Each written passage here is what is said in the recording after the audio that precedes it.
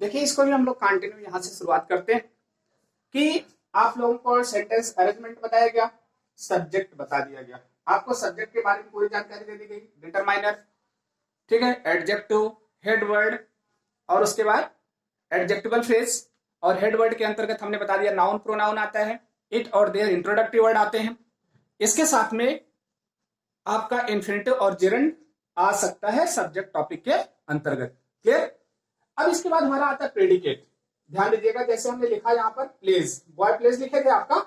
अब देखिए ये जो हमारा प्रेडिकेट होता है ना, ये शुरुआत कहां से होता है? इसमें जो सबसे इंपॉर्टेंट भूमिका होती है वो वर्ब की होती है। किसकी होती है? वर्ब की। मतलब किसी भी सेंटेंस का जो प्रेडिकेट स्टार्ट होगा वो कहां से होगा? वर्ब से। क्योंकि आपका मान लीजिए कोई इंपरेटिव सेंटेंस है, लिखा गया स्टैंड अप, अब पूछा गया इसमें प्रेडिकेट क्या है, स्टूडेंट क्या कर देते हैं, स्टैंड को सब्जेक्ट मान लिया, आपको प्रेडिकेट मान लीजिए, जबकि गलत हो गया। ये स्टैंड अप आपका क्या है? प्रेडिकेट है, लेकिन किसके बारे में कहा गया? यू। और इंपरेटिव सेंटेंस का सब्जेक्ट क्या होता है? हिडन होता है। अगर इसका आपका सब्जेक्ट पूछा गया तो हम कहेंगे सब्जेक्ट क्या है? यू, और सब्जेक्ट क्या है? हिडन है आपका। चलिए ठीक। तो मतलब एक पहचान आपकी हो गई कि किसी भी सेंटेंस के प्रेडिकेट की शुरुआत कहां से होगी? वर्ब से होगी। अब वर्ब के अंतर्गत आती क्या चीजें हैं, इसको समझ लीजिए। अब हेल्पिंग वर्ब आएगी, मेन वर्ब आएगी। हेल्पिंग वर्ब मतलब सहायक क्रिया और मुख्य क्रिया। और हेल्पिंग वर्ब को हम डिवाइड कर सकते हैं, जैसे क्या कहा गया? Helping verb first, helping verb second, ठीक है। अब ऐसे ही आपकी क्या होती है? Helping verb third. अब इतनी हेल्पिंग वर्ब आपकी आ सकती है, कोई दिक्कत नहीं। आप बस इतना जानिए, हेल्पिंग वर्ब आएगी, हेल्पिंग वर्ब के बाद हम क्या? मेन वर्ब प्रयोग करेंगे। अगर हेल्पिंग वर्ब कई है तो हेल्पिंग वर्ब 1 2 3 के रूप में हम यूज कर लेंगे। ये तो आपका क्या हो गया? वर्ब, ठीक। और वर्ब के बाद जो हमारा टॉपिक आता है, अब ये तो हमारा कॉम्प्लीमेंट आता है। ध्यान दीजिए, कॉम्प्लीमेंट का मतलब होता है पूरक, जिसके बिना हमारा सेंटेंस पूरा नहीं होता, वो हमारा क्या कहलाता है? कॉम्प्लीमेंट कहलाता है। अब कॉम्प्लीमेंट के तहत आपका ध्यान दीजिए, नाउन भी आ सकता है, प्रोनाउन भी आ सकता है, एडजेक्टिव भी आ सकता है, ठीक है, एडवर्ब भी आ सकता है, ठीक। ये चीजें किसके अंतर्गत आ सकती हैं? आपकी कॉम्प्लीमेंट के तहत आ सकती है, ठीक। जैसे मान लीजिए हमने लिखा सी इज, वह है। अब यहां से इज हमने लगाया तो इज हमारा प्रेडिकेट शुरू हो रहा है, लेकिन हमने कहा सी इज क्या? A teacher. और एक टीचर क्या हो गया? आपका कॉम्प्लीमेंट बन गया इसका। लेकिन अगर यहीं पर कहा गया सी इज ब्यूटीफुल, ये भी आपका क्या हो गया? कॉम्प्लीमेंट हो गया। लेकिन डिफरेंस क्या है? ये हमारा नाउन है, ये हमारा क्या है? ये हमारा एडजेक्टिव है। तो कॉम्प्लीमेंट के रूप में आपका नाउन भी हो सकता है, प्रोनाउन भी हो सकता है, एडजेक्टिव भी हो सकता है, और एडवर्ब भी हो सकता है। क्लियर? अब यहीं पर कॉम्प्लीमेंट के बाद हमारा क्या आता है? ऑब्जेक्ट आता है। क्या आता है? ऑब्जेक्ट। ऑब्जेक्ट का मतलब कर्म होता है। कुछ क्रियाएं हमारी ऐसी होती हैं जो अपने साथ ऑब्जेक्ट लेती हैं, सभी क्रियाएं ऑब्जेक्ट नहीं लेती। हो सकता है जिस सेंटेंस में कॉम्प्लीमेंट है उसमें ऑब्जेक्ट ना हो, या हो सकता है केवल वर्ब ही हो। ये आपके ऊपर डिपेंड करेगा। हो सकता है कॉम्प्लीमेंट लेती हो, कॉम्प्लीमेंट नहीं लेती हो, वो सेंटेंस के व्यवहार के ऊपर, मतलब वर्ब के बिहेव के ऊपर डिपेंड करता है। ऑब्जेक्ट क्या होता है? ये भी हमारा या तो नाउन होगा, ध्यान दीजिए, या प्रोनाउन होगा। अब कभी भी ऑब्जेक्ट एडजेक्टिव या एडवर्ब नहीं हो सकता है, इसको आपको ध्यान में रखना। अब कह दिया गया ऑब्जेक्ट हमारा कर्म हो गया, ये नाउन या प्रोनाउन आता है। और ऑब्जेक्ट हमारा दो होता है, एक डायरेक्ट ऑब्जेक्ट और दूसरा हमारा क्या होता है? Indirect object.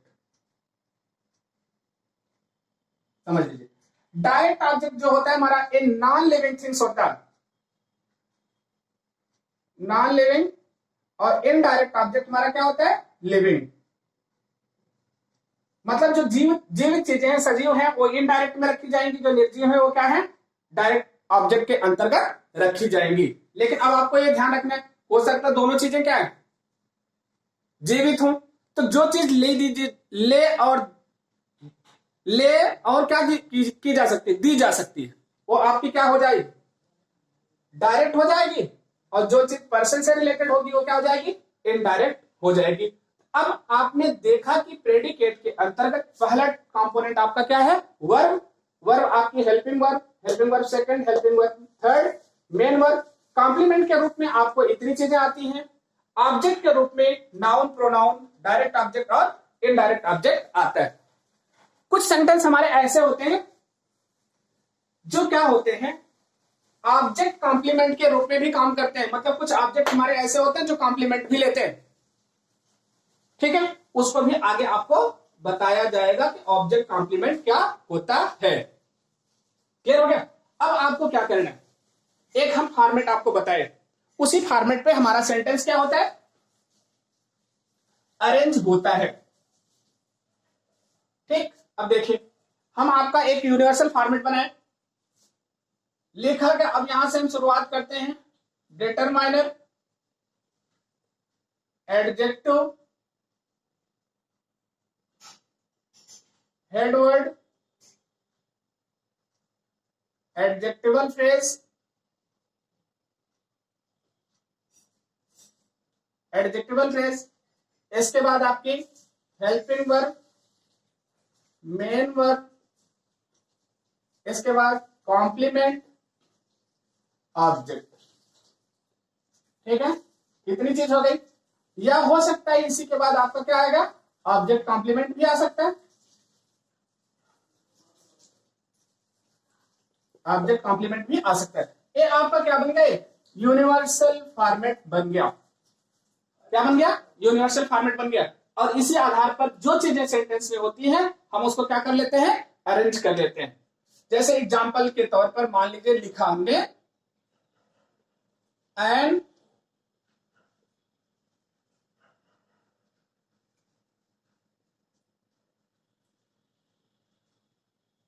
Intelligent boy of my class, ठीक है, an intelligent boy of my class has been working, क्या लिखा गया, has been working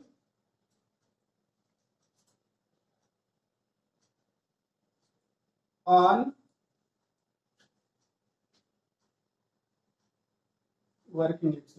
working in his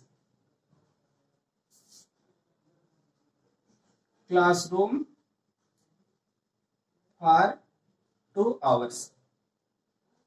चलिए अब आपका एक सेंटेंस से लिख दिया गया, क्लियर हो गया। अब आप यहां से देखते हैं डिटरमाइनर हो गया, एडजेक्टिव हो गया, हेड वर्ड हो गया, ये क्या हो गया, एडजेक्टिवल फ्रेज हो गया, ये हेल्पिंग वर्ब हो गई, ठीक है, ये हेल्पिंग वर्ब सेकंड हो गई। इसके बाद क्या हो गया, वर्किंग आपका मेन वर्ब हो गया, इन हिज क्लास रूम। देखिए इन एक प्रीपोजिशन है और ये प्रीपोजिशन का क्या हो गया, ऑब्जेक्ट हो गया क्लासरूम, ठीक है। फॉर 2 आवर्स, फॉर भी प्रीपोजिशन हो गया और इसने क्या ले लिया, टाइम ले लिया। टाइम क्या है, नाउन के रूप में, मतलब यहां पर यूज कर लिया गया। अब आपको इतना ध्यान रखने हैं, इस रूप में हम किसी सेंटेंस को क्या करते हैं, अरेंज करते हैं। अब आप इस पर एक्सरसाइज करिए, जहां पर प्रॉब्लम होती है उसको पूछिए, आपको उसके बारे में जिक्र किया जाएगा और बताया जाएगा। Thank you for this class.